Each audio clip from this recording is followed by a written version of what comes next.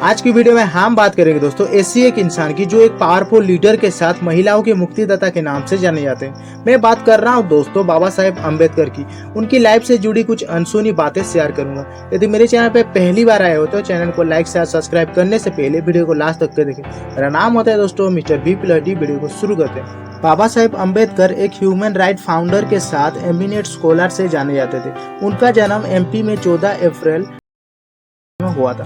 उनका पूरा नाम डीआर भीमराव रामजी अम्बेडकर। बचपन में ही उनकी मां की देहांत हुआ था। छोटे उम्र में ही रत्नागिरी से वो सातारा शिफ्ट हो गए थे। वो बचपन से ही पढ़ना चाहते थे और उनके पिताजी को बहुत रिक्वेस्ट करते थे, बट वो एक दलित महार फैमिली से बिलोंग करते थे, जिसके वजह से पढ़ना बहुत मुश्किल था। बट उनके पिताजी ने बहुत मुश्किल से एक स्कूल में एडमिशन कर दिया, पर टीचर बाहर पे बैठा करके उनको पढ़ाते थे। स्कूल में कोई भी उनसे दोस्ती नहीं करता था क्योंकि वो एक छोटी जाति से थे और भी बहुत सारी मुश्किल का सामना किए थे। एक बार एक कुएं में पानी पीने के वजह से लोगों ने उनको बहुत मारे थे और ऐसा टाइम चल रहा था, उनको कोई पसंद नहीं करता था। रिक्शा वाला भी नफरत करता था और बोलता था तू छोटी जाति का है, नहीं बैठाऊंगा। उस टाइम छोटे जाति वालों को कोई पसंद नहीं करता था। उनके आवाज से परछाई तक लोगों को दिक्कत होता था। उनको जो दर्द देखने के लिए मिलता था वो दर्द बहुत बड़ा रोल प्ले किया आगे चल करके। उनको एक सही लीडर बनाया। उनको हमेशा स्कूल से निकाल देते थे।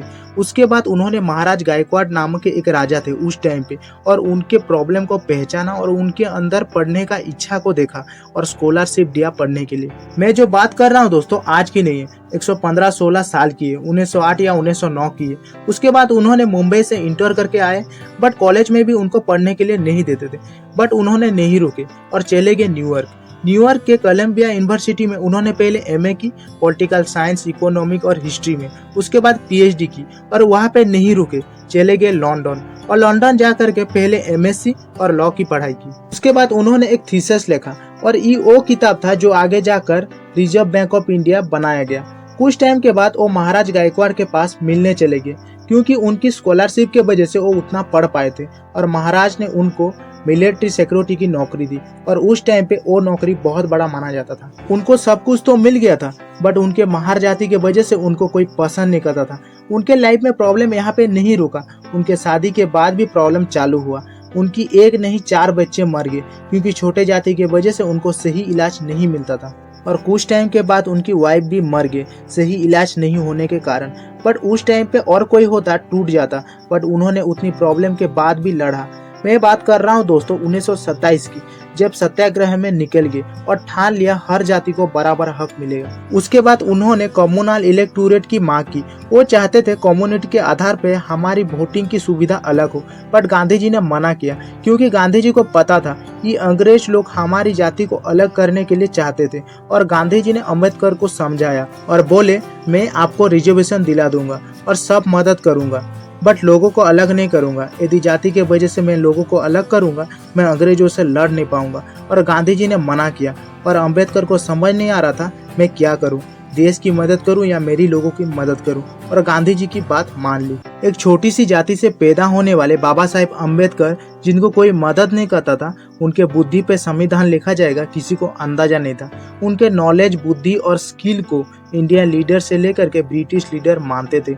1947 में जब भारत आजाद हुआ और गांधी जी के पास नेहरू सारी कैबिनेट की लिस्ट लेकर आए और गांधी जी ने पूछा बाबा साहेब अम्बेडकर कहाँ गए, तब गांधी जी और नेहरू की बहुत बहस हुई थी और गांधी जी ने बोले नेहरू ये तुम्हारी कैबिनेट नहीं है, ये आजाद भारत की कैबिनेट है। और तब ही बाबा साहेब अम्बेडकर को कानून मंत्री के साथ भारत के ड्राफ्टिंग कॉन्स्टिट्यूशन के चेयरमैन बना दिया क्योंकि उनकी इंटेलिजेंस के आगे कोई नहीं था, क्योंकि लोग जानते थे उनके पास बहुत बुद्धि है। उनके बारे में बात करूंगा तो कभी खत्म ही नहीं होगा क्योंकि उनके वजह से हम बड़े बड़े जाति लोगों के साथ मिल करके पढ़ाई और बातचीत कर पा रहे हैं। और वो उतना बुद्धिमान व्यक्ति थे कि आगे चल करके वो हिंदू कोड बिल के साथ महिलाओं के लिए बहुत सारी बदलाव लाए।